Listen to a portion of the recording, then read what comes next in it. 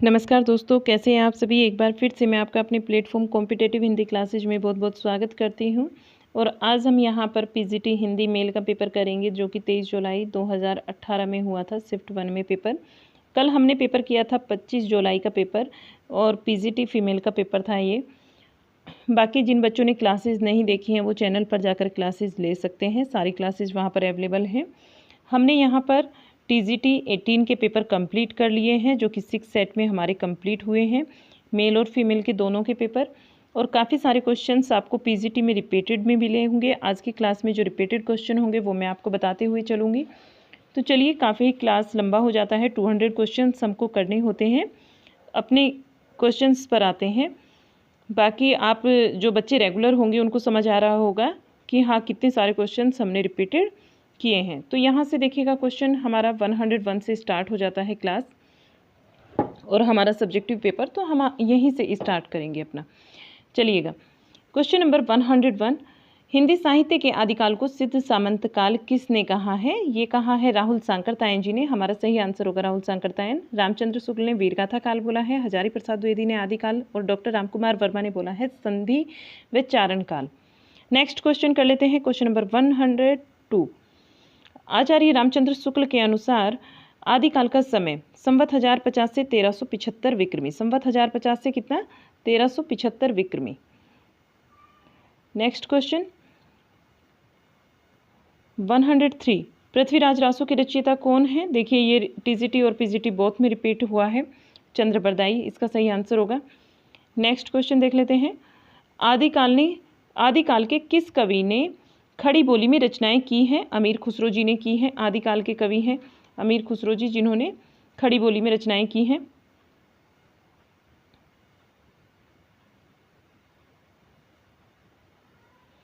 Next question देखते हैं,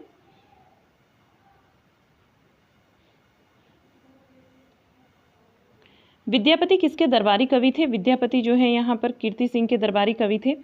next question, भक्ति के उदय के संबंध में अपने पौरुष से हताश जाति के द्वारा भगवान की शरण में जाने संबंधी विचार किस आलोचक का है। भगवान की शरण में जाने संबंधी विचार जो है वो आचार्य रामचंद्र शुक्ल जी का है। नेक्स्ट क्वेश्चन, क्वेश्चन नंबर 107, निम्नलिखित में से कौन सा काव्य भक्ति काल का नहीं है। कौन सा काव्य नहीं है। छायावादी काव्य भक्ति काल का नहीं है। बाकी संत काव्य, सूफी काव्य और राम भक्ति काव्य ये हमारे भक्ति काल के काव्य हैं।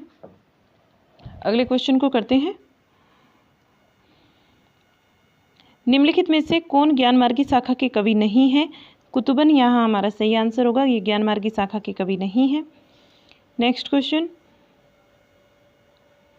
हरडे वाणी किसकी रचनाओं का संग्रह है। हरडे वाणी किसकी रचनाओं का संग्रह है। दादू दयाल जी की रचनाओं का संग्रह है हरडे वाणी।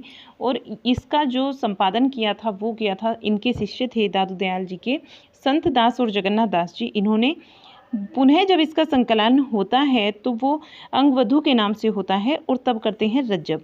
अंगवधू के नाम से कौन करता है। अंगवधू के नाम से करते हैं रज्जब। ठीक है, इसको भी ध्यान रखते हुए चलेंगे। नेक्स्ट क्वेश्चन हम देखते हैं, रैदास के पद किस धार्मिक ग्रंथ में संकलित है। रैदास के पद आदि गुरु ग्रंथ साहिब में संकलित हैं। क्वेश्चन नंबर 111,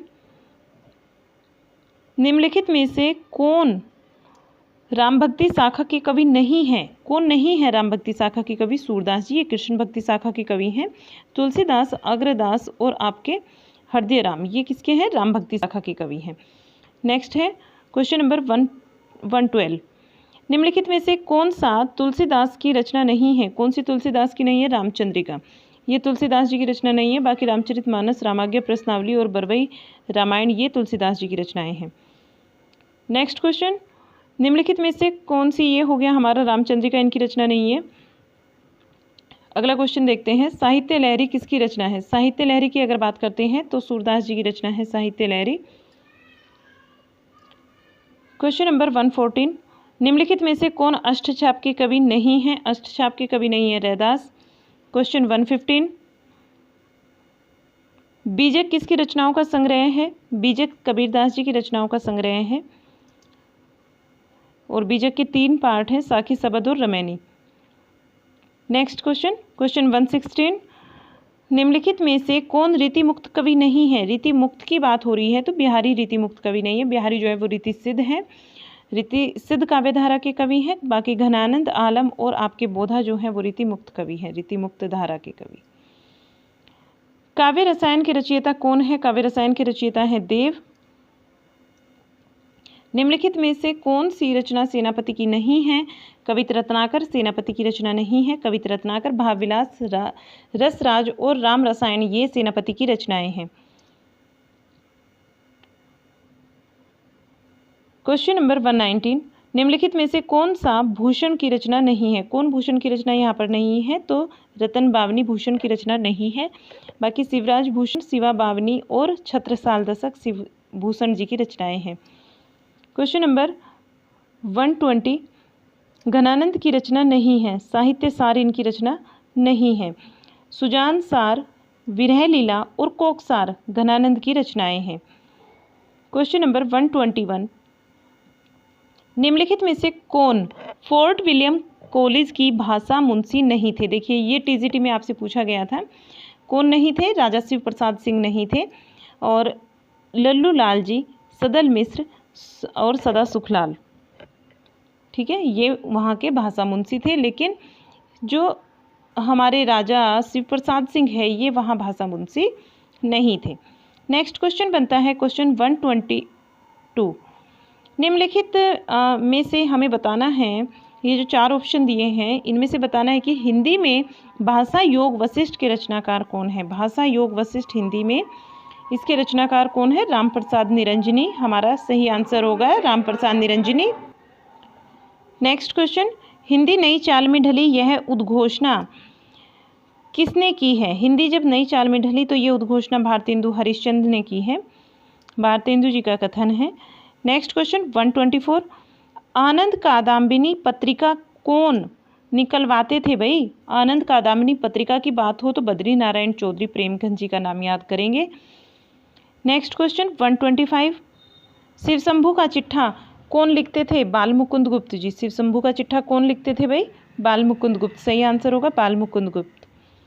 महावीर प्रसाद द्विवेदी ने सरस्वती पत्रिका के संपादन का भार कब संभाला था? 1903 में संभाला था।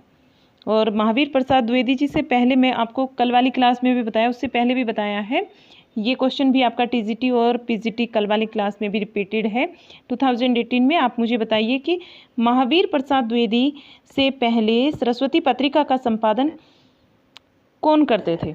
ठीक है, ये आपको मुझे बताना है। और महावीर जी ने कब तक किया है? 1920 तक, 17 वर्षों तक रहे हैं।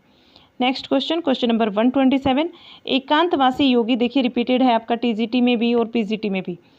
एकांतवासी योगी के रचयिता कौन है? श्रीधर पाठक जी। नेक्स्ट क्वेश्चन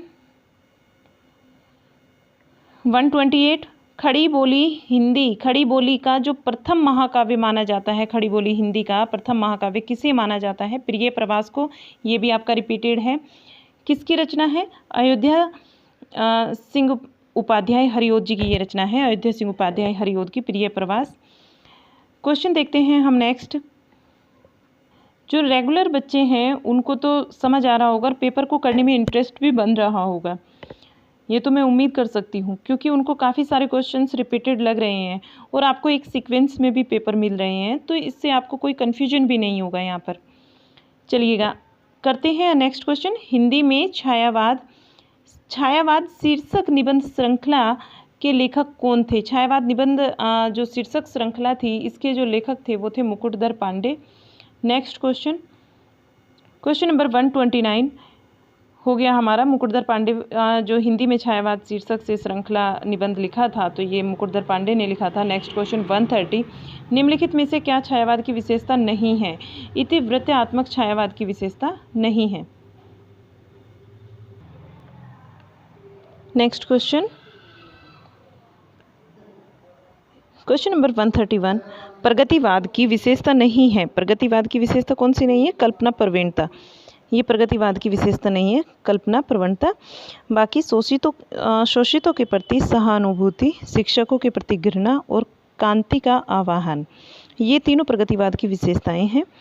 कल्पना प्रवणता इसकी विशेषता नहीं है, प्रगतिवाद की विशेषता नहीं है। क्वेश्चन नंबर 132, निम्नलिखित में से कौन सा नागार्जुन की रचना नहीं है? कौन सी नागार्जुन की रचना नहीं है? तो फूल नहीं रंग बोलते हैं, ये नागार्जुन की रचना नहीं है। इनकी कौन कौन सी रचनाएं हैं?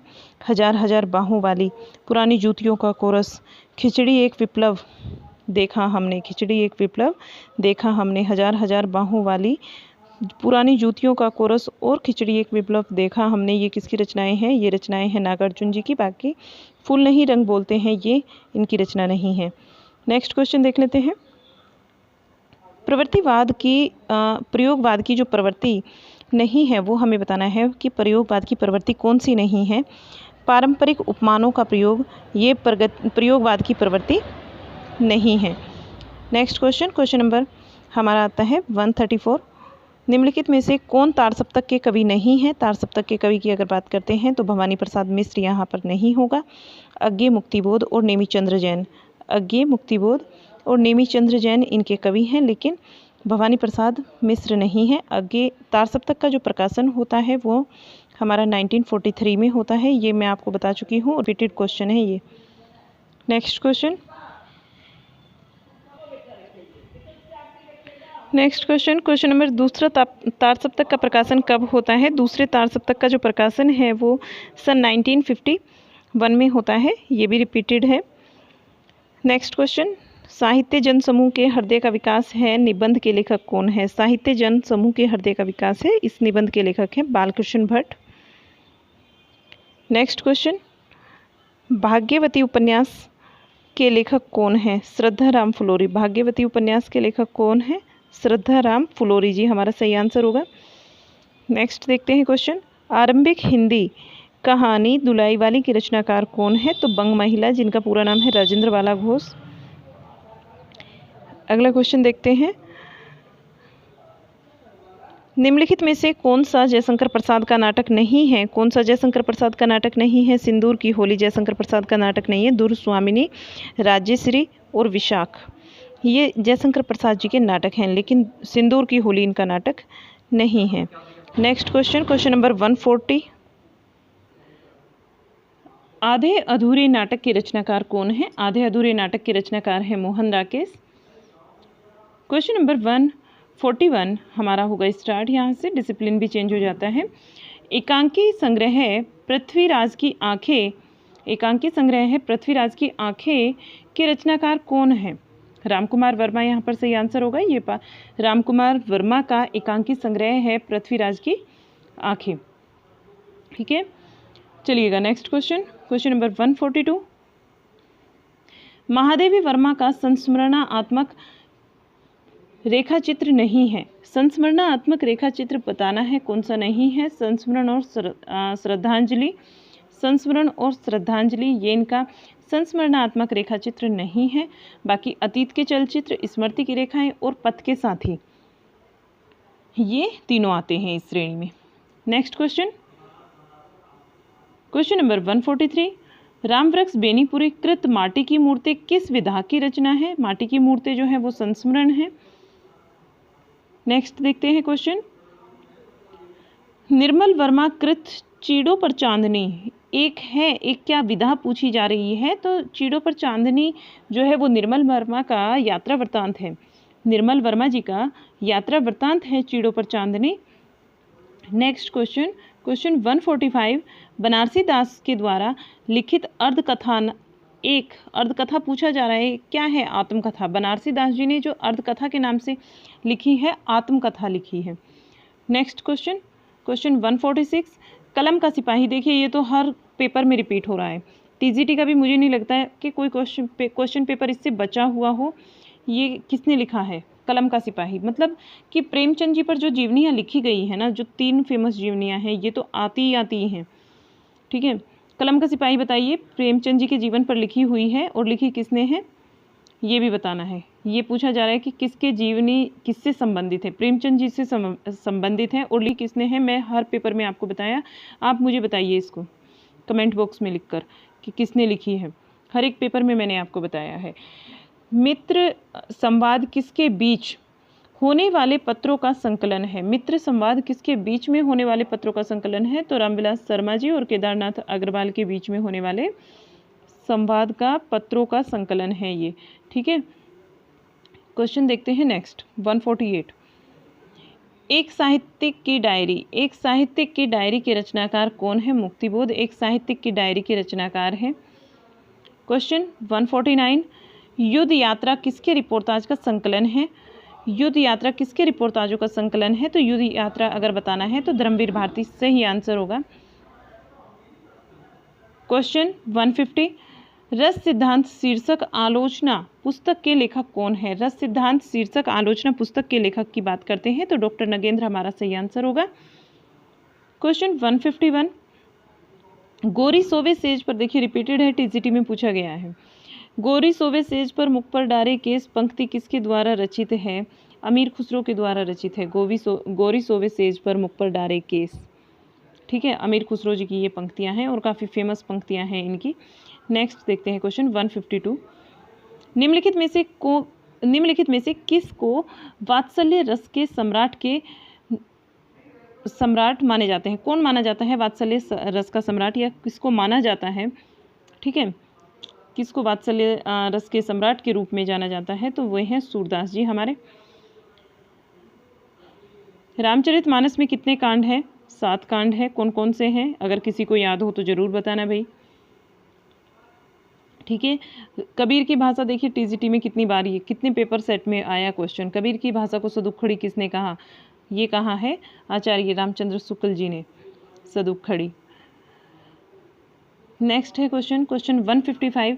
जायसी की काव्य भाषा क्या थी? जायसी की अगर पूछा जाए काव्य भाषा क्या थी तो अवधी। जायसी ने जो अधिकतर रचनाएं की हैं वे अवधी भाषा में की हैं। नेक्स्ट देखते हैं क्वेश्चन 156। घनानंद की काव्य भाषा क्या थी? घनानंद की काव्य भाषा थी ब्रज। घनानंद की काव्य भाषा ब्रज थी, ये हमारा हो गया क्वेश्चन। और क्वेश्चन नंबर 157। दिनकर का काव्य नहीं है। दिनकर का काव्य जयद्रथ वध नहीं है। दिनकर का काव्य जयद्रथ वध नहीं है। बाकी रेणुका, हुंकार, उर्वशी, रश्मि, उर्वशी, रेणुका, हुंकार और उर्वशी ये इनके हैं, लेकिन जयद्रथ वध जो है वो इनका काव्य नहीं है। क्वेश्चन 158। कामायनी में कौन सा सर्ग नहीं है? कामायनी में लोभ नहीं है, चिंता, आशा, श्रद्धा और आनंद ये इनके सर्ग हैं। आशा यहाँ पर नहीं है लेकिन इसमें इसका सर्ग है, लेकिन लोभ यहाँ नहीं होता। कामायनी का सर्ग नहीं है लोभ। सुमित्रा नंदन पंत की काव्य कीर्ति नहीं है। दीपशिखा। सुमित्रा नंदन पंत से भी काफ़ी क्वेश्चंस आते हैं और हर एक एग्जाम में आते हैं, तो यहाँ दीपशिखा नहीं है, महादेवी वर्मा जी की है। पल्लव, युगांत और ग्राम्या ये सुमित्रा नंदन पंत जी की काव्य कृतियाँ हैं। क्वेश्चन आता है 160। लंबी कविता असाध्य वीणा किसके द्वारा रचित है? अज्ञे जी की है। Next question 161। भारतेंदु द्वारा अनुदित नाटक नहीं कौन सा है? भारतेंदु के द्वारा पूछा गया अनुदित नाटक कौन सा है? तो विद्या सुंदर अनुदित नाटक है। ये वाले नाटक भी भारतेंदु के ही हैं। नील देवी, भारत दुर्दशा और वैदिक हिंसा हिंसा न भवती ये मौलिक नाटक हैं। अनुदित की बात करते हैं तो यहाँ पर विद्या सुंदर होगा। क्वेश्चन 162। रामचंद्र शुक्ल के निबंध संग्रह किस नाम से प्रकाशित हैं? रामचंद्र शुक्ल जी के निबंध संग्रह किस नाम से प्रकाशित है? तो चिंतामणि के नाम से। चिंतामणि जो 4 भागों में प्रकाशन हुआ है, ये भी मैंने आपको एक पेपर सेट में बताया है। ठीक है, भाग 1 का रामचंद्र शुक्ल जी ने खुद किया था। विचार और वितर्क किसके निबंधों का संग्रह है? विचार और वितर्क की बात हो रही है, पूछा जाता है कि किसके निबंधों का संग्रह है? तो हजारी प्रसाद द्विवेदी हमारा यहाँ पर सही आंसर होगा, हजारी प्रसाद द्विवेदी। क्वेश्चन 164। कौन सा रामविलास शर्मा की पुस्तक नहीं है? कौन सी इनमें से पूछा जा रहा है, कौन सी रामविलास शर्मा जी की पुस्तक नहीं है? तो रसमीमांसा इनकी पुस्तक नहीं है। बाकी प्रेमचंद और उनका युग, भाषा और समाज, आस्था और सौंदर्य ये रामविलास शर्मा जी की पुस्तकें हैं, बट रसमीमांसा इनकी नहीं है। Next question. निम्नलिखित में से कौन सा प्रेमचंद का उपन्यास नहीं है? प्रेमचंद के अगर उपन्यास की बात करते हैं तो बाणभट्ट की आत्मकथा ये इनका नहीं है। गबन, रंगभूमि, गोदान प्रेमचंद जी के उपन्यास हैं।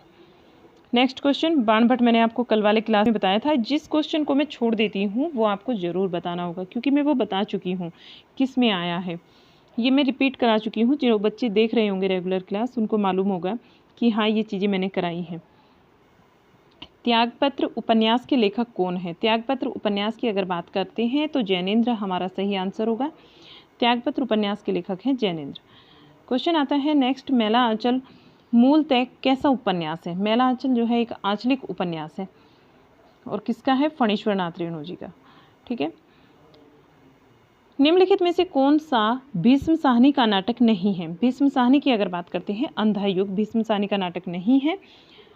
हानुस कबीरा खड़ा बाजार में, ये दोनों ही पूछे गए हैं। देखिए, एक बार कबीरा खड़ा बाजार में आपसे टीजीटी के एक एग्जाम में पूछा गया और फिर एक बार पूछा गया हानुस, तो इनको ध्यान रखेंगे। अंधा युग भी पूछा जा चुका है। ठीक है, तो यहाँ हम बता रहे हैं कि भीष्म साहनी का अंधा युग नहीं है, हानुस भी है, कबीरा खड़ा बाजार में भी है और माधवी, ये भी इनका है नाटक। लेकिन ध्यान करिएगा, भीष्म साहनी जी का ना कभी आपसे कोई सा नाटक पूछ लेंगे, कभी कोई सा नाटक, और भीष्म साहनी जी यानी कि फेमस है इनके नाटक, और आपसे ज़रूर पूछा जाएगा, किसी न किसी एग्ज़ाम में आ रहे हैं बार बार। अगला क्वेश्चन देखते हैं, निम्नलिखित में से कौन सा सुमेलित नहीं है? अगर सुमेलित की बात करते हैं तो ममता कालिया का आवा, आवा किसका है बताइए? चित्रा मुद्गल का है। कृष्णा सोबती सूरजमुखी अंधेरे के, सूरजमुखी अंधेरे के, ये इनकी रचना है, ये ठीक है। निर्मल वर्मा वेदिन, ये भी ठीक है। और धर्मवीर भारती सूरज का सातवां घोड़ा, ये भी ठीक है। नेक्स्ट क्वेश्चन, निम्नलिखित में से कौन सा सुमेलित नहीं है? ये हो ही गया, ममता कालिया आवा, ये गलत है। आगे देखिएगा, क्वेश्चन नंबर 170, निम्नलिखित में से कौन सा सुमेलित नहीं है? फिर से सुमेलित का क्वेश्चन आ गया। शेखर जोशी दाज्यू, ये ठीक है, शेखर जोशी का दाज्यू, ये ठीक है। निर्मल वर्मा परिंदे कहानी, ये भी ठीक है। धर्मवीर भारती सिक्का बदल गया, ये इनकी नहीं है, सिक्का बदल गया इनकी नहीं है। कृष्णा सोबती बादलों के घेरे में, ये ठीक है।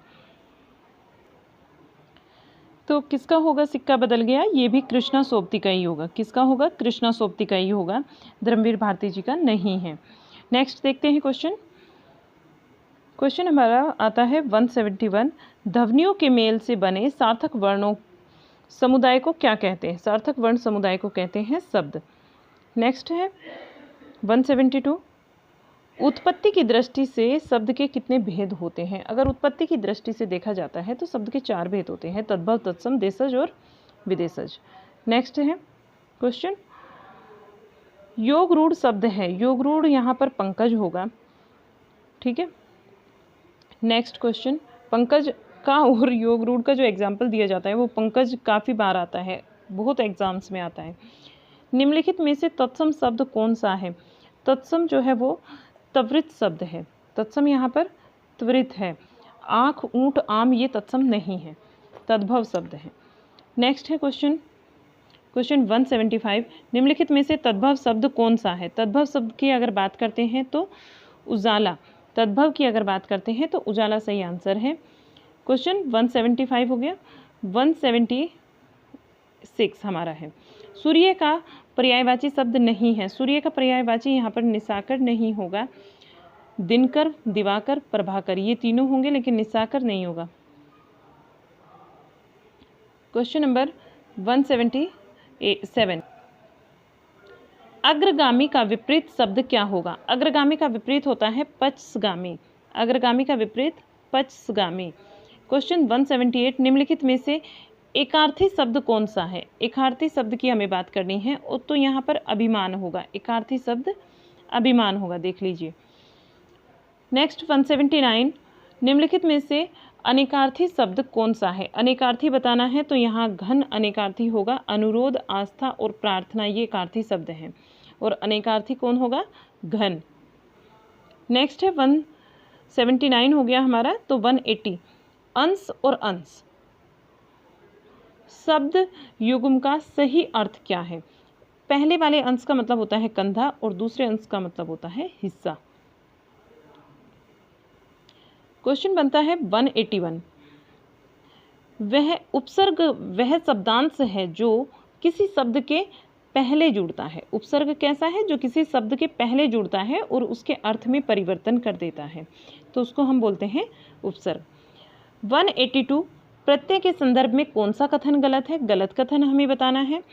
तो क्रिया या धातु के अंत में लगने वाले को कृत प्रत्यय कहते हैं, ये बात ठीक है, क्रिया के अंत में ही लगते हैं कृत प्रत्यय। कृत प्रत्यय और क्रिया के मेल से बने शब्द को कृदंत कहते हैं, ये भी ठीक बात है। कृत प्रत्यय और क्रिया के मेल से बने शब्द तदित होते हैं? ना जी ना, ये नहीं होता। ठीक है, हमारा जो आंसर होगा, आंसर का जो क्वेश्चन का जो आंसर पूछा जा रहा है वो यही होगा, इनको तदित नहीं बोलते।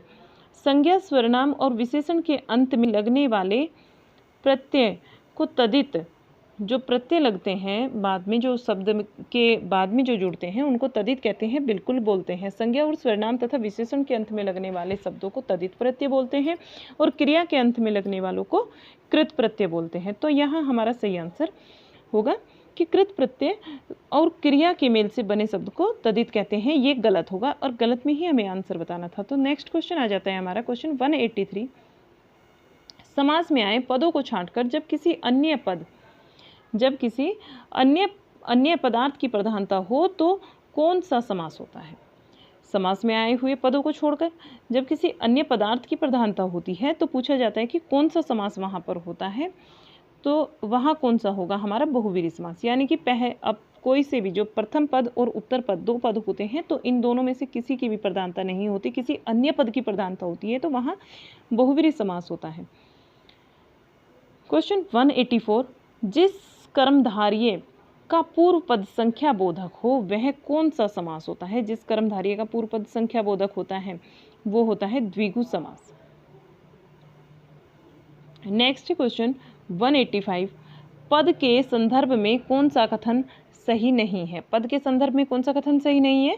पद जो है वो निरर्थक हो सकता है, पद निरर्थक हो सकता है, ये सही नहीं है। बाकी वाक्य में प्रयुक्त होने वाले शब्द पद कहलाते हैं, सही बात है। पद के शब्दों में विभक्तियां लगती हैं, पद तब पद बनते हैं, ये भी ठीक है। और पद अर्थ संकेतिक करता है, पद अर्थ क्या करता है? संकेतिक करता है, ये भी ठीक है। पद निरर्थक हो सकता है, ये गलत है। क्वेश्चन आता है नेक्स्ट 186, जिस संज्ञा शब्द से किसी व्यक्ति वस्तु के गुण या धर्म का बोध होता है उसे क्या कहते हैं? उसे भाववाचक संज्ञा कहते हैं। जिससे गुण धर्म का बोध होता है, किसी भी व्यक्ति के या वस्तु के गुण या फिर धर्म का बोध होता है तो वो भाववाचक संज्ञा का उदाहरण है। ठीक है, इसको ध्यान रखेंगे। क्वेश्चन आता है नेक्स्ट 187, जो शब्द पूर्व पर संबंध से किसी संज्ञा के बदले आता है तो उसको क्या कहते हैं? उसको स्वरनाम कहते हैं। अगर संज्ञा के स्थान पर किसी शब्द का प्रयोग करते हैं तो वो क्या होगा? हमारा सर्वनाम होगा, सबका नाम, सर्वनाम। ठीक है, क्वेश्चन देखते हैं नेक्स्ट 188, जिस शब्द से संज्ञा का गुण, दशा, स्वभाव आदि लक्षित हो उसे क्या कहते हैं? उसे बोलते हैं गुणवाचक विशेषण। विशेषण की बात हो रही है यहाँ पर। जिस शब्द से किसी संज्ञा का गुण, जिस शब्द से संज्ञा के गुण का पता चले, दशा का पता चले, उसके स्वभाव का पता चले, उसको हम क्या बोलते हैं? गुणवाचक विशेषण बोलते हैं।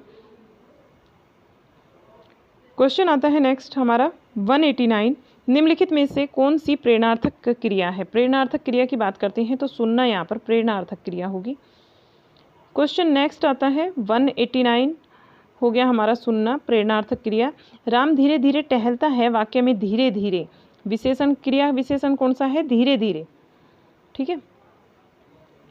क्वेश्चन 191, वाक्य का वह भाग जिसमें एक से अधिक पद मिलकर अर्थ देते हैं और पूरा अर्थ नहीं देते। वह एक से अधिक पद मिलकर अर्थ देते हैं किंतु पूरा अर्थ नहीं देते, वह क्या कहलाता है? वह पदबंध कहलाता है। सही आंसर हमारा यहाँ पर पदबंध होगा। रचना के अनुसार वाक्य के पूछा जा रहा है कितने प्रकार होते हैं? 3 प्रकार होते हैं। रचना के आधार पर वाक्य के 3 प्रकार होते हैं। कौन कौन से होते हैं? सरल वाक्य, मिश्रित वाक्य और आपका संयुक्त वाक्य। इनको ध्यान रखते हुए चलेंगे, ऐसे रिवाइज भी हो जाता है आपका। जिस वाक्य में एक क्रिया होती है, एक कर्ता होता है, उसे क्या कहते हैं? उसे सरल वाक्य बोलते हैं। जब कोई वाक्य किसी दूसरे वाक्य पर निर्भर होता है तो वहाँ पर मिश्रित वाक्य होता है। 2 स्वतंत्र वाक्य किसी योजक चिन्ह के साथ जोड़ दिए जाते हैं तो संयुक्त वाक्य का उदाहरण होगा। क्वेश्चन आता है हमारा 194। निम्नलिखित में से संयुक्त वाक्य कौन सा है? संयुक्त वाक्य की अगर बात करते हैं तो होगा इनमें से मैंने खाना खाया और मेरी भूख मिट गई। देखो दोनों अलग अलग बातें हैं। जब मैंने खाना खा लिया तो मेरी भूख मिट गई, और शब्द से जुड़े हैं, तो ये संयुक्त वाक्य का उदाहरण है। क्वेश्चन 195। तुम्हारा नाम क्या है? कैसा वाक्य है? तुम्हारा नाम क्या है कैसा वाक्य है? पर्सन वाक्य है, पर्सनवाचक वाक्य है। क्वेश्चन पूछा जा रहा है आपसे। वाक्य का सही क्रम क्या है? वाक्य का सही क्रम पूछा जा रहा है। कर्ता, कर्म और क्रिया होता है। इंग्लिश में क्या होता है? सब्जेक्ट होता है, वर्ब होता है और ऑब्जेक्ट होता है। लेकिन हिंदी में क्या होता है? आपका पहले सब्जेक्ट आएगा, कर्ता आएगा, फिर आपका कर्म आएगा और फिर आपकी क्रिया आएगी। ये होता है आपका हिंदी में और ये होता है आपका इंग्लिश में। नेक्स्ट देखते हैं क्वेश्चन। वाक्य विशेषण में उद्देश्य के अंतर्गत नहीं आता। वाक्य विशेषण में उद्देश्य के अंतर्गत नहीं आता। क्या नहीं आता वाक्य विशेषण में? उद्देश्य के अंतर्गत कर्म नहीं आता। जब वाक्य का विश्लेषण करते हैं तो वहां पर कर्म नहीं आता।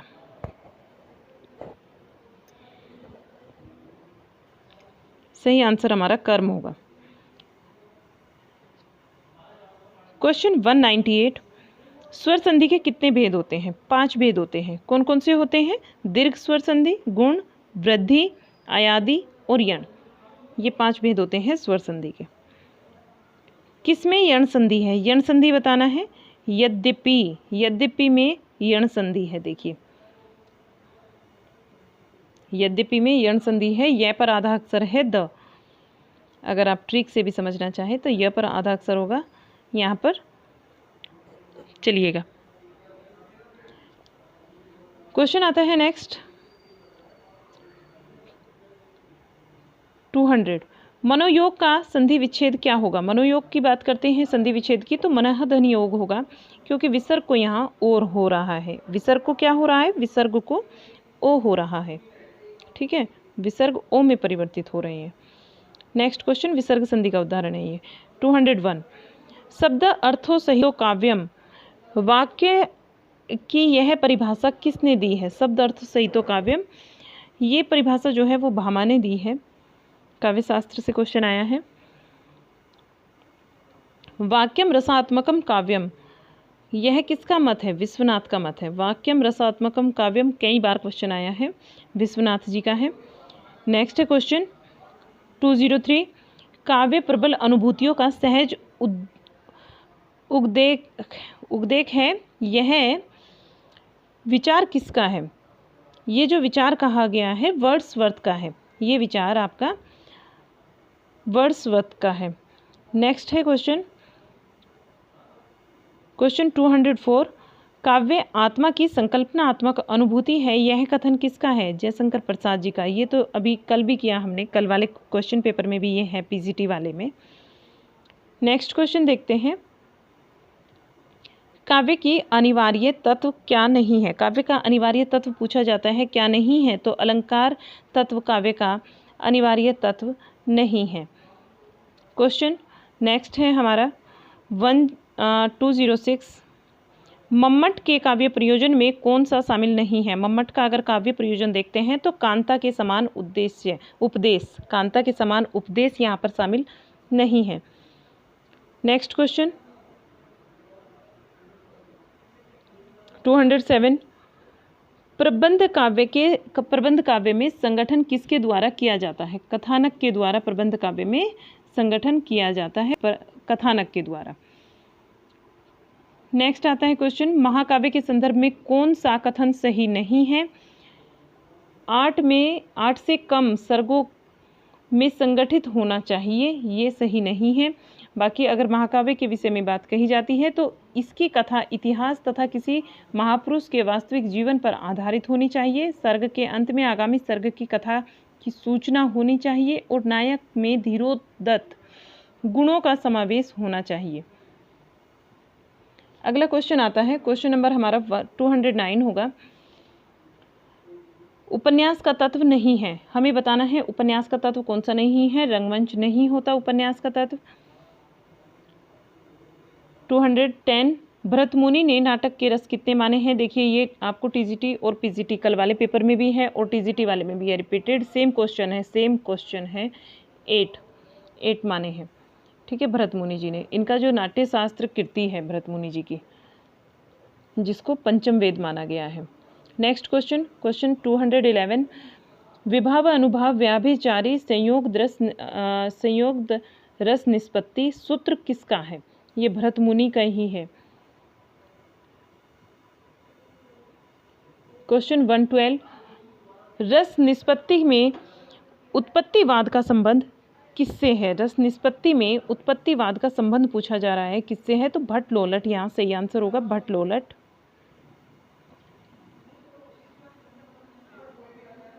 213 क्वेश्चन नंबर 213, रस निष्पत्ति में भुक्तिवाद की अवधारणा का संबंध किससे है? भट्टनायक से है।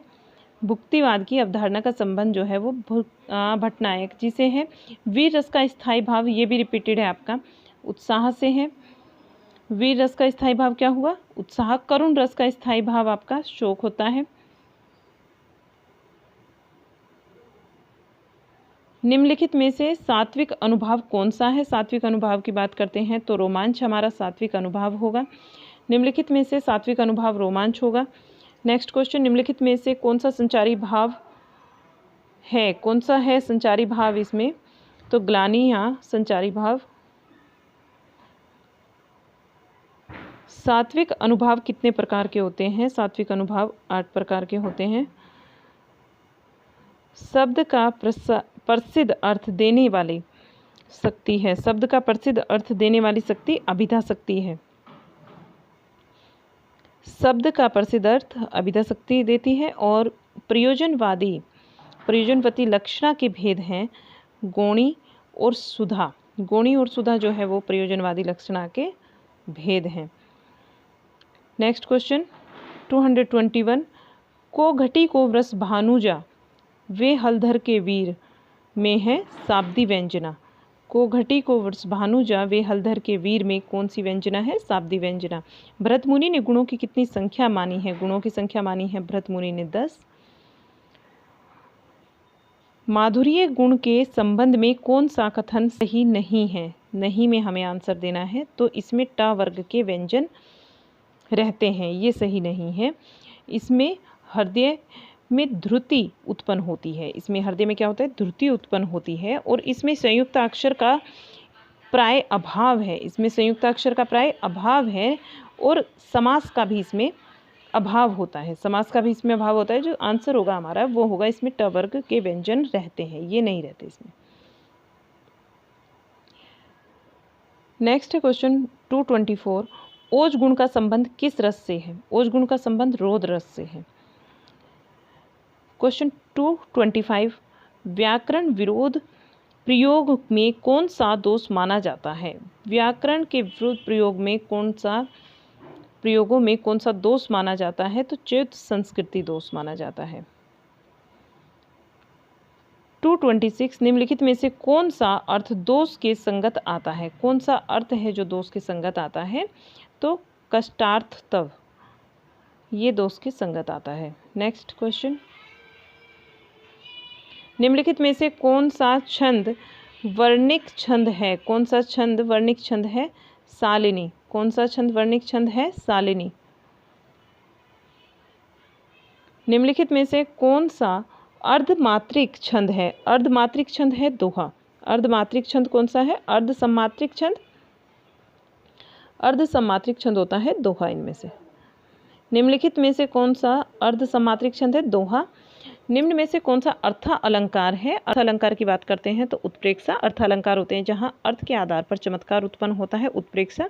बाकी अनुप्रास, श्लेष और यमक जो है वो शब्द अलंकार है। इनमें शब्दों के आधार पर चमत्कार उत्पन्न होता है, लेकिन उत्प्रेक्षा जो है वो अर्थ अलंकार का उदाहरण है। क्वेश्चन आता है 230 में उपमेय में उपमान के निषेध रहित आरोप होने पर कौन सा अलंकार होगा? रूपक अलंकार होगा। रूपक अलंकार की डेफिनेशन है। नेक्स्ट क्वेश्चन, पंक्तियाँ दी गई हैं कुछ आपको। नीचे दिए गए काव्यांश को पढ़कर पूछे गए प्रश्नों के उत्तर देने हैं। कई दिनों तक चूल्हा रोया, चक्की रही उदास, कई दिनों तक कानी कुतिया सोई उनके पास, कई दिनों तक लागी भीत पर छिपकलियों के गस्त, कई दिनों तक चूहों की भी हालत रही सख्त। दाने आए घर के अंदर कई दिनों के बाद, धुआं उठा आंगन से ऊपर कई दिनों के बाद, चमक उठी घर भीतर की आंखें कई दिनों के बाद, कोई ने खुजलाए पंख कई दिनों के बाद। काव्यांश में किसके उदास रहने का जिक्र किया गया है? काव्यांश में किसके उदास रहने का जिक्र किया गया है? चक्की के उदास रहने का। काव्यांश में चूल्हा रोने का आशय क्या है? चूल्हा न जलना। चूल्हा रोने का आशय होता है चूल्हा न जलना।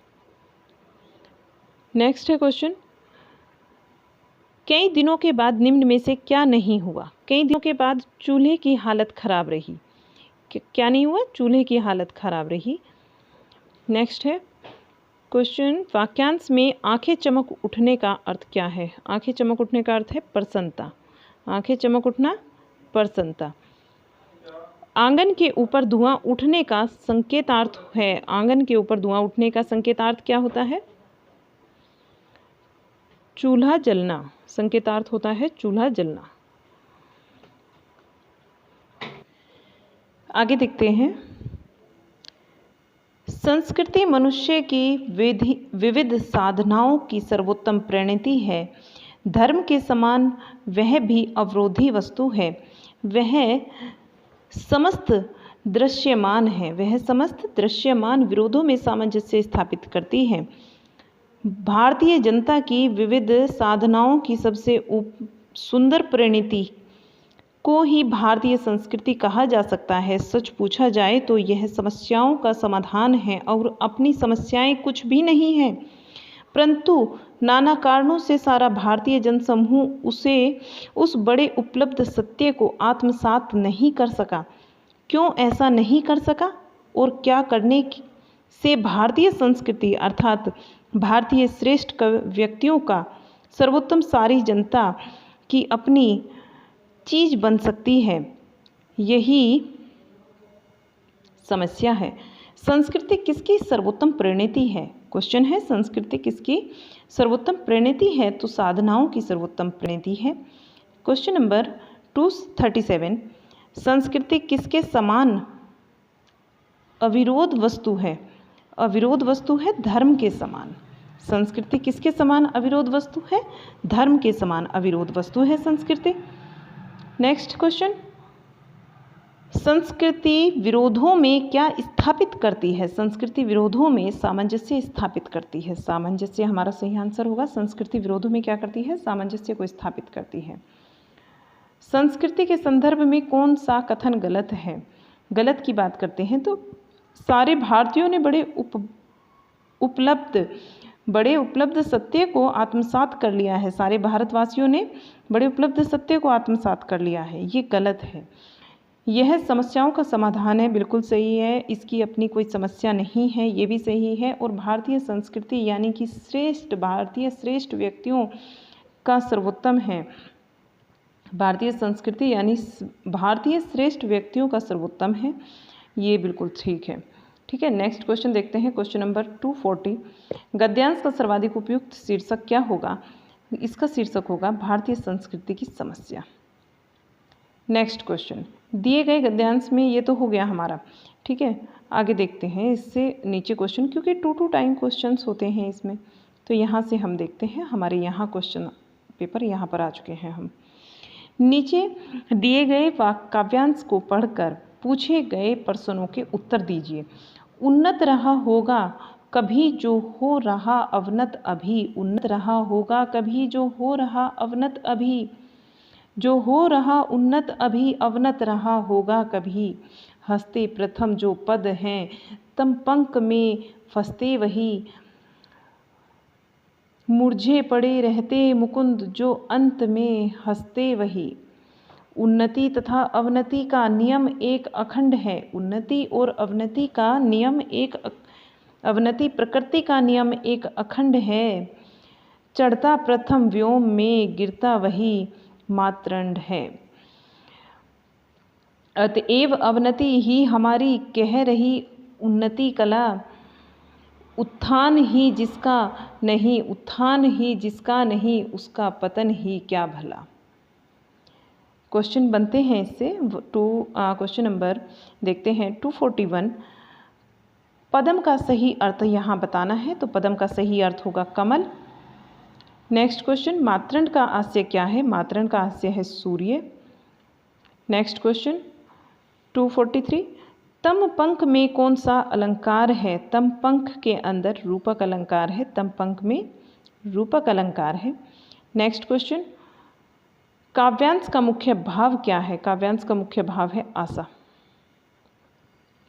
व्योम किसका पर्यायवाची है? व्योम गगन का पर्यायवाची है, गगन। नेक्स्ट क्वेश्चन, ये आपका फिर से वही पैराग्राफ है, इसको नीचे करते हैं थोड़ा और यहाँ से देखते हैं। यहाँ आपको एक गद्यांश दिया गया है, इसी से पूछे जाएंगे फिर आपसे क्वेश्चंस। हिंदी में रीतिकाल की जितनी निंदा हुई है उतनी किसी और काल की नहीं हुई है। देखिए, हिंदी में रीतिकाल की जितनी निंदा हुई है उतनी किसी और काल की नहीं हुई है। फिर भी यह ध्यान देने की बात है कि पाश्चात्य जगत में कविता की जो कसौटी आज मान पा रही है उस पर हिंदी के सभी कालों को कसे तो कदाचित रीतिकाल अन्य सभी कालों पर सर्वश्रेष्ठ सिद्ध हो जाएगा, क्योंकि हिंदी का आदिकाल कला के लंगड़ाने का काल था और भक्ति काल में यद्यपि विद्यापति, सूर, मीरा, तुलसी आदि सभी नियमों के अपवाद होने के कारण आलोचना की नोक से परे हो जाते हैं, किंतु शेष जो कवि हैं, कवियों के विषय में यह कहा जा सकता है कि उन्होंने कला नहीं धर्म और सदाचार की सेवा की है। उन्होंने कला की नहीं धर्म और सदाचार की सेवा की है। क्वेश्चन 246 बनता है कि किस काल की सर्वाधिक निंदा हुई है? तो यहाँ रीतिकाल के हमारा सही आंसर होगा, रीतिकाल की सर्वाधिक निंदा हुई है। पाश्चात्य जगत की काव्य कसौटी किस काल की कविता अत्यधिक खरी उतरने की संभावना है? तो रीतिकाल की कविताएं जो हैं पाश्चात्य कसौटी पर अगर कसा जाए तो रीतिकाल की कविताएं अत्यधिक खरी उतरेंगी। कला के लंगड़ाने के काल किसको कहा गया? तो आदिकाल को कला के लंगड़ाने का काल कहा गया। गद्यांश के आधार पर भक्ति काल के अन्य कवियों ने किसकी सेवा की है? अन्य कवियों ने धर्म और सदाचार की सेवा की है, धर्म और सदाचार की सेवा की है। सही आंसर हमारा धर्म सदाचार होगा। गद्यांश के अनुसार कौन आलोचना की नोक पर है? कौन है आलोचना की नोक से परे? तो वो सूरदास जी हैं।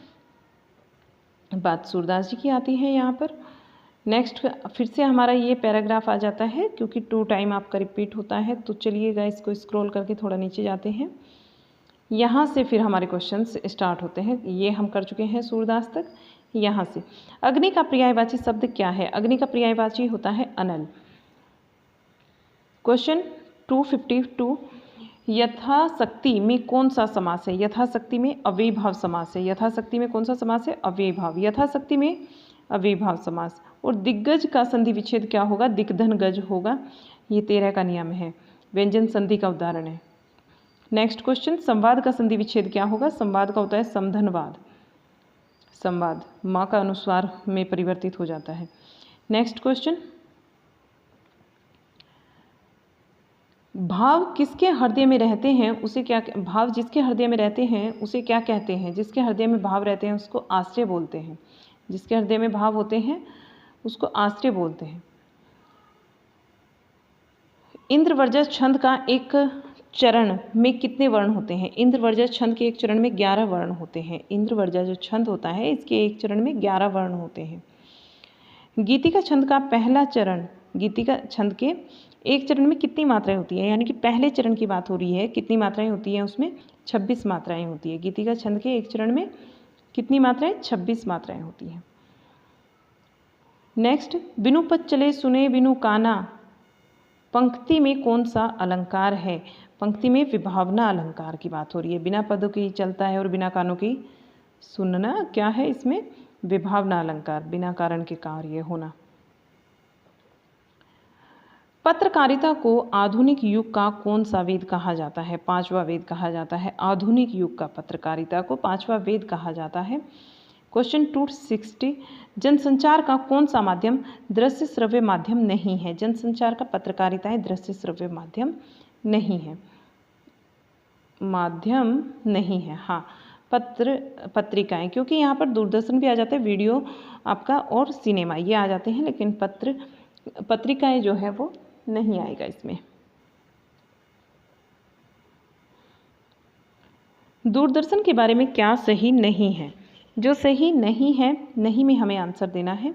दूरदर्शन जनमत निर्माण में महत्वपूर्ण सहभागी है। यस, ठीक है ये बात। और इसके विज्ञापनों ने बहुराष्ट्रीय कंपनियों को दिवालिया बना दिया है, ये हमारा सही नहीं है। ठीक है, हमारा जो आंसर होगा वो यही होगा। यह समाचार और मनोरंजन और विज्ञापन का माध्यम, समाचार मनोरंजन और विज्ञापन का माध्यम बन गया है, बिल्कुल ठीक है। जीवंत दृश्यों को प्रस्तुत करने के कारण इसकी लोकप्रियता अधिक है, ये भी ठीक है। चलिएगा नेक्स्ट देखते हैं, एक सेकेंड। हाँ, यहाँ से देखिएगा, समाचार के बारे में क्या सही नहीं है? समाचार की अगर बात करते हैं तो क्या सही नहीं है इसके बारे में? समाचार जिस रूप में प्राप्त होते हैं उसी रूप में प्रकाशित होते हैं, यही सही नहीं है। प्रकाशन योग्य बनाने के लिए उनका पुनर्लेखन करना पड़ता है, ये ठीक है। और कुछ अंशों को काटना भी पड़ता है, ये भी ठीक है। घटनाओं की प्रस्तुति को क्रमबद्ध ढंग से सजाना पड़ता है, ये भी बिल्कुल सही बात कही गई है। क्वेश्चन आता है हमारा 263, पत्रकारिता में समाचार विवरण को क्या कहते हैं? पत्रकारिता के अंतर्गत समाचार विवरण को क्या बोला जाता है? तो ये बोलते हैं स्टोरी।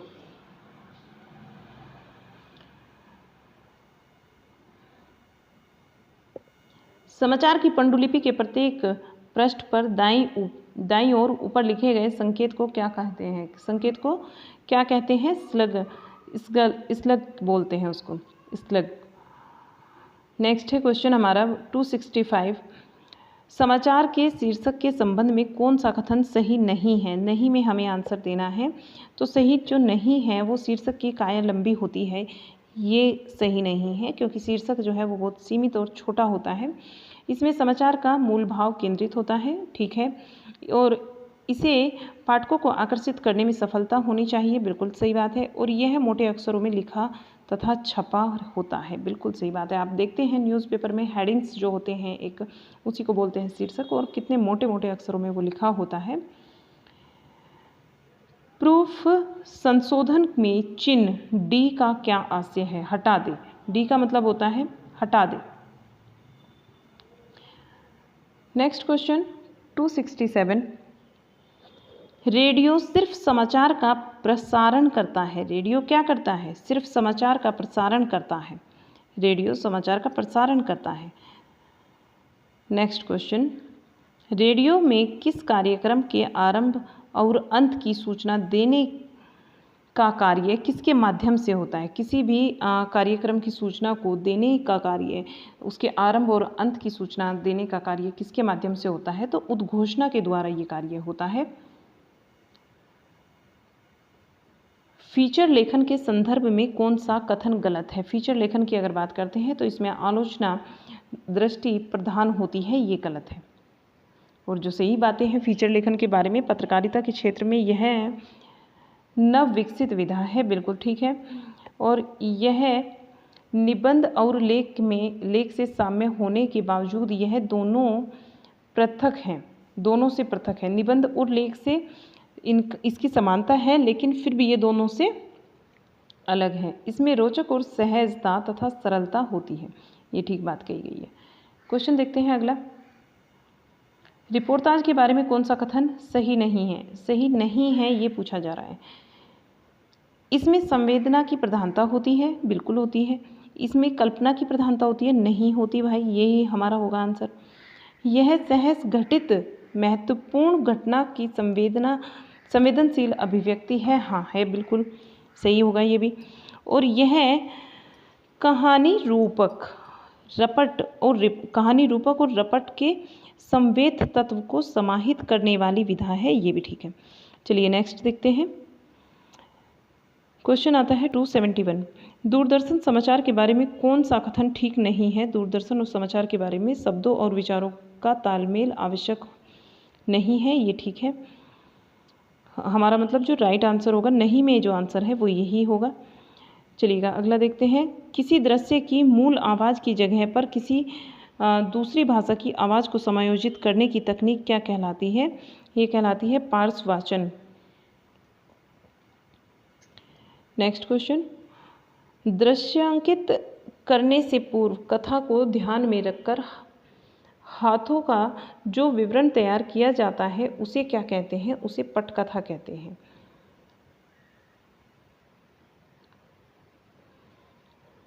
देखिए, जो दृश्यांकित चीज़ें होती हैं उनको हम पूर्व में ध्यान में रखते हैं और फिर उन्हीं दृश्यों का हम जो विवरण तैयार करते हैं उसको बोलते हैं पटकथा। नेक्स्ट क्वेश्चन देख लेते हैं। वृत्ति चित्र, जो वृत्ति चित्र होते हैं जिसको हम डॉक्यूमेंट्री भी बोलते हैं, के बारे में कौन सा कथन हम सही नहीं है वो बताना है। इसका उद्देश्य मनोरंजन होता है, ये बिल्कुल गलत बात है, यही हमारा आंसर होगा। देखिए, विश्व की जो अंतिम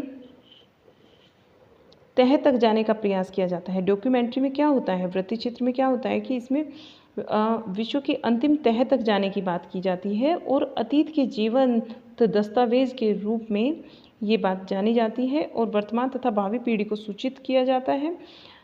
सूचित करना, सूचना देना, उनको शिक्षा तथा प्रेरणा देने का कार्य भी इसमें किया जाता है।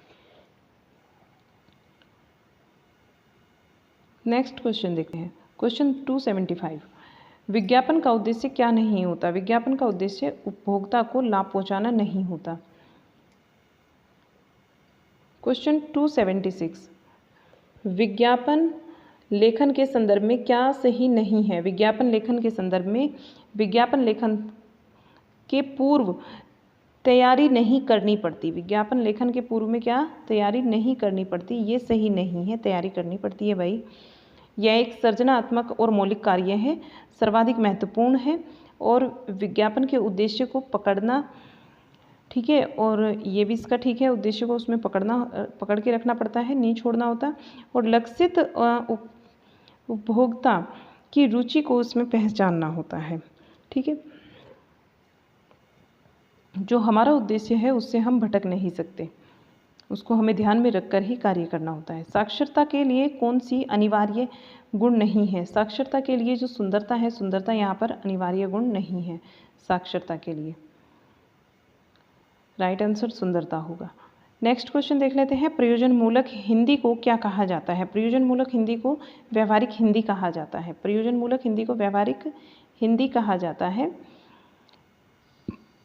प्रयोजन मूलक हिंदी की विशिष्टता क्या नहीं है? कलात्मकता इसकी विशिष्टता नहीं है। राजकीय कामकाज के माध्यम के रूप में प्रयुक्त होने वाली भाषा को क्या कहते हैं? राजभाषा कहते हैं। जिस भाषा में राजकीय कामकाज किया जाएगा वो राजभाषा होगी। सही उत्तर बताना है हमें। गीजूबाई का शिक्षा का सिद्धांत निम्नलिखित में से किस पर आधारित है? गीजूबाई का जो शिक्षा का सिद्धांत है वो प्रकृतिवाद पर आधारित है। किस पर आधारित है? प्रकृतिवाद पर।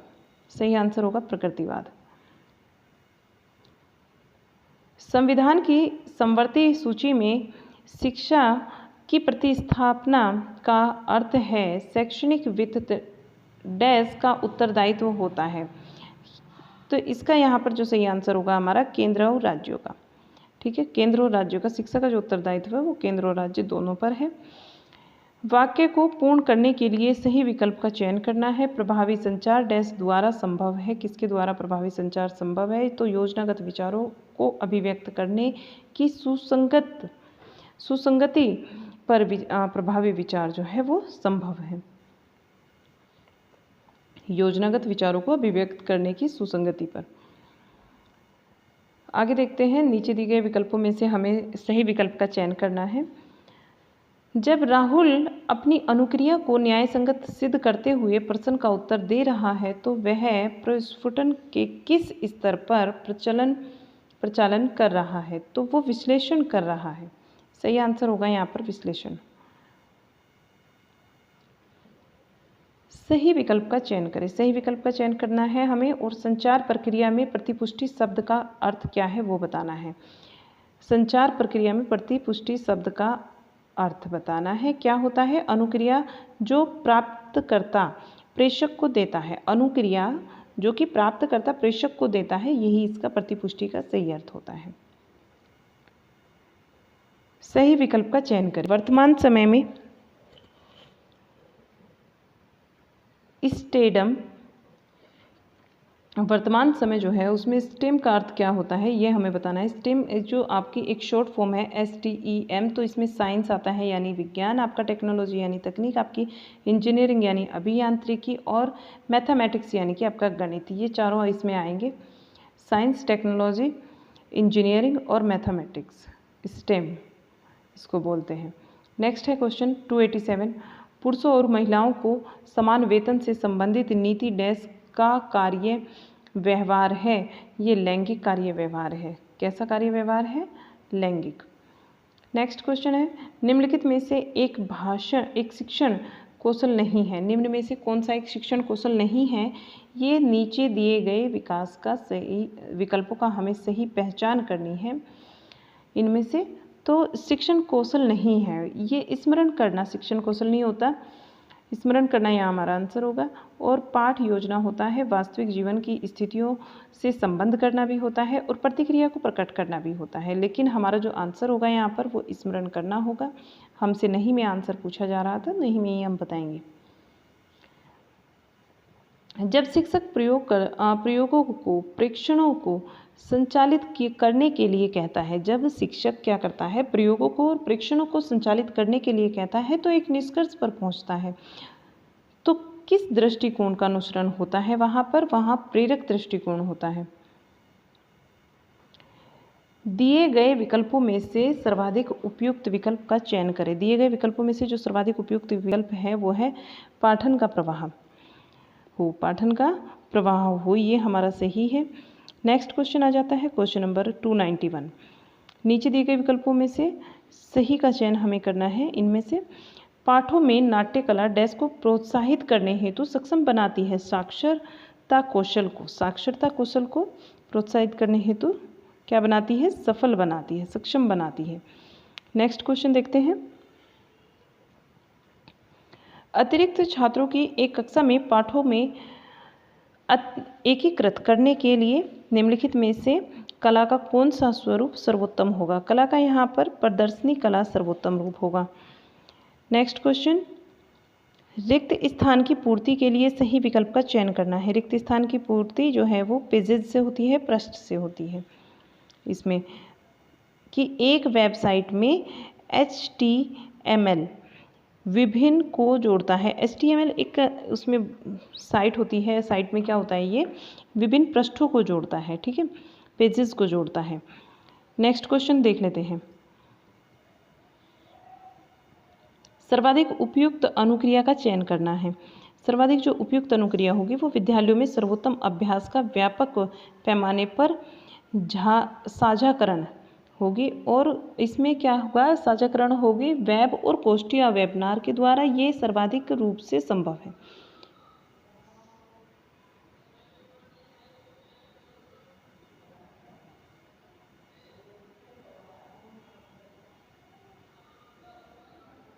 नेक्स्ट देखते हैं क्वेश्चन। सही विकल्प का हमें चयन करना है और पर्यावरणीय व्यवधान के लिए शहरीकरण का एक प्रमुख योगदान करता है। पर्यावरण जो व्यवधान है इसके लिए शहरीकरण का एक प्रमुख योगदान करता है, जो कि आपको बताना है को बढ़ावा देता है। जो डैश को बढ़ावा देता है, घटी हुई जैव विविधता को ये बढ़ावा देता है। नेक्स्ट क्वेश्चन देखिए, सही उत्तर का चयन करना है। और यदि दो विभिन्न शिक्षक जो हैं वो एक ही उत्तर पुस्तिका का मूल्यांकन करते हैं और अंकों में अंतर होता है तो प्रश्न पत्र में क्या होगा? डैश होगी। प्रश्न पत्र में विश्वसनीयता की कमी होगी। वहाँ क्या होगा? विश्वसनीयता की कमी होती है। नेक्स्ट क्वेश्चन, दो कार्यक्रम परस्पर विशिष्ट हैं और उसमें गैर शून्य संभाव्यता यदि यह जात है कि कार्यक्रम ए होना है। अगर हमें ज्ञात है, यह ज्ञात है कि यदि कार्यक्रम ए होना है तो कार्यक्रम बी होने की संभावना क्या होगी। यहाँ पर वो शून्य होगी और एक के बीच क्या होगा, एक के बीच कोई मान होगा, शून्य और एक के बीच में कोई मान होगा, ये संभावना होगी। हमारा जो राइट आंसर होगा, शून्य और एक के बीच में कोई मान होगा। नेक्स्ट क्वेश्चन, सूची में से हमें सही का चयन करना है। स्वयं मूल्यांकन बच्चों में डैश को विकसित करता है और प्रतिक्रिया कौशल है। ये क्या है, किसको, प्रतिक्रिया कौशल को विकसित करता है। स्वयं मूल्यांकन बच्चों में प्रतिक्रिया कौशल को, क्रियात्मक कौशल को विकसित करता है। नेक्स्ट क्वेश्चन, क्वेश्चन नंबर 299, सर्वाधिक उपयुक्त का चयन करना है, यानी ठीक तो इसमें सारे हैं लेकिन जो सबसे बेस्ट है उसको हमें चुनना है। समावेशित शिक्षा के प्रभावी क्रियान्वयन में सर्वाधिक महत्वपूर्ण परिसीमा क्या है। जो महत्वपूर्ण परिसीमा है वो शिक्षक की अक्षमता है। शिक्षक की क्या है, अक्षमता है। नेक्स्ट क्वेश्चन देख लेते हैं, दिए गए विकल्पों में से सर्वाधिक उपयुक्त अनुक्रिया की पहचान करें। सर्वाधिक जो उपयुक्त अनुक्रिया है इसकी पहचान करेंगे हम तो समाज में एक विशेष समावेशित दृष्टिकोण में माता और पिता और अन्य वयस्क सम्मिलित रहते हैं। एक समाज में एक समावेशित दृष्टिकोण है, उसमें माता पिता तथा अन्य वयस्क सम्मिलित रहते हैं जो कि डैश से अभ्यासों को प्रकट करते हैं। वो रेगियो और एमिलिया के दृष्टिकोण से। सही आंसर जो होगा हमारा, रेगियो और एमिलिया के दृष्टिकोण से अभ्यासों को वे प्रकट करते हैं। यहाँ सही आंसर होगा हमारा। और यहाँ हमारा ये पेपर सेट कंप्लीट हो जाता है। हालांकि 1 घंटे से ऊपर हो गई कुछ मिनट, तो आपको देखना पड़ेगा। प्लीज़ आप देखिएगा इसको, इसी से आपको काफ़ी कुछ सीखने को मिलेगा। चलिए क्लास को यहीं समाप्त करते हैं और नहीं खींचते। पसंद आया हो तो लाइक शेयर ज़रूर कीजिएगा आप, और चैनल पर नए हैं तो इसको सब्सक्राइब ज़रूर कर लीजिए।